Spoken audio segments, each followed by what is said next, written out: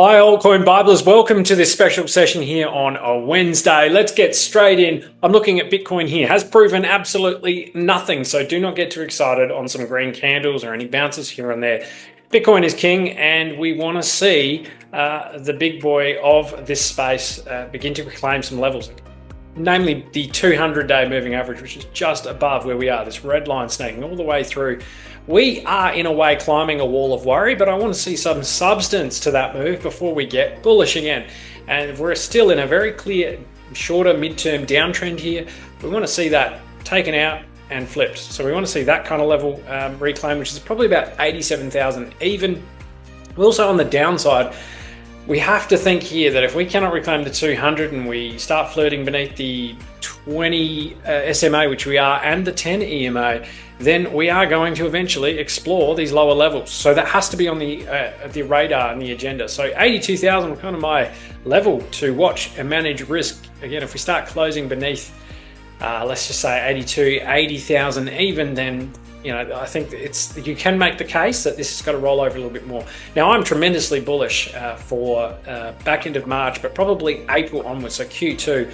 I think the liquidity machines are now again running at full pace. M2, US hasn't quite gotten to that point yet, but the rest of the world is. I'm seeing a lot of indicators that give me a lot of confidence that this next few months is going to be better than the first. That might not be saying too much because we had a horrible first one, but things look a lot more positive in my view for that time and that phase in the market. But I think we just have to be so patient here.